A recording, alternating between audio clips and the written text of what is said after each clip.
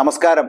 കൻഷിറാം തെളിയിച്ച ദീപശിഖ കയ്യിലേന്തി ദളിത് രാഷ്ട്രീയത്തിന്റെ അപ്പോസ്തലയായി വിരാജിച്ച മായാവതി BSP നേതൃത്വത്തിൽ നിന്നുള്ള തന്റെ പടിയിറക്കം പ്രഖ്യാപിച്ചിരിക്കുകയാണ്.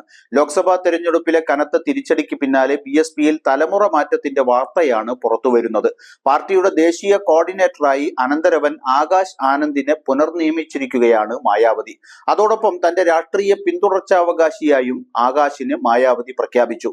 BSPയെ അടുത്ത തെരഞ്ഞെടുപ്പാവുമ്പോഴേക്ക് ആനന്ദ് നയിക്കാനാണ് സാധ്യത.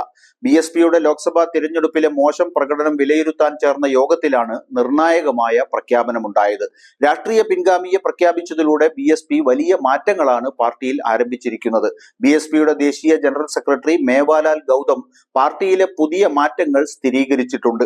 അതേസമയം BJPയുടെ നിർണായക യോഗത്തിലേക്ക് സംസ്ഥാനങ്ങളുടെ ചുമതലയുള്ള എല്ലാ നേതാക്കളും ദേശീയ ചുമതലയുള്ളവരും എത്തിയിരുന്നു. മേയിൽ മായാവതി ആകാശിനെ ഇതേ പദവിയിൽ നിന്ന് നീക്കം ചെയ്തിരുന്നു. പക്വതയെത്തിയ ശേഷം ഈ പദവിയിലേക്ക് ആകാശിനെ തിരികെ കൊണ്ടുവരുമെന്നും അന്ന് മായാവതി പറഞ്ഞിരുന്നു. ദേശീയ കോർഡിനേറ്ററായും അതുപോലെ തന്റെ രാഷ്ട്രീയ പിൻഗാമിയായും ആകാശിനെ നിയമിച്ച കാര്യം പ്രഖ്യാപിച്ച മായാവതി വിശാല താല്പര്യം മുൻനിർത്തിയാണ് ഈ തീരുമാനമെന്നും പറഞ്ഞു.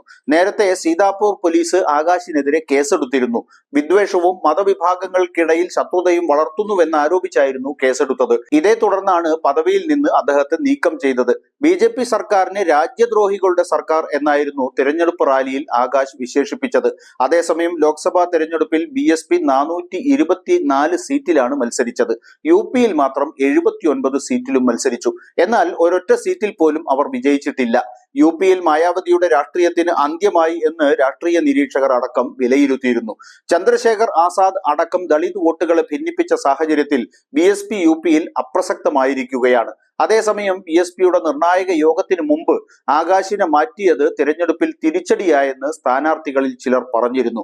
പ്രചാരണത്തിൽ നിന്ന് ആകാശ് പിന്മാറിയത് മുസ്ലിം ദളിത് വോട്ടുകൾ SP കോൺഗ്രസ് സഖ്യത്തിലേക്ക് പോകാൻ കാരണമായെന്നാണ് വിലയിരുത്തൽ. യുവ വോട്ടർമാരും ഇതുകാരണം പാർട്ടിയിൽ നിന്ന് അകന്നുവെന്നും അഭിപ്രായമുയർന്നിരുന്നു. 20ഓളം തിരഞ്ഞെടുപ്പ് റാലികൾ ആകാശ് നടത്തിയിരുന്നു. അതിനുശേഷമാണ് ആകാശിനെ മാറ്റിയത്.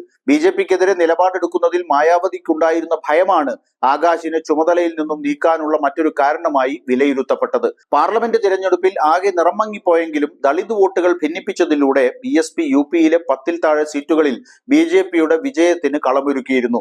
ആ സീറ്റുകൾ കൂടി നഷ്ടമായിരുന്നുവെങ്കിൽ BJPയുടെ നില ഒന്നുകൂടി പരുങ്ങലിലാകുമായിരുന്നു. എന്തായാലും തിരഞ്ഞെടുപ്പ് കഴിഞ്ഞപ്പോഴെങ്കിലും അനന്തരവന് പക്വത വന്നു എന്ന് മായാവതി കണ്ടെത്തിയത് നന്നായി. അല്ലെങ്കിൽ ആ പാർട്ടി തന്നെ ചരിത്രത്തിന്റെ ഭാഗമായി മാറുമായിരുന്നു എന്ന് വ്യക്തം.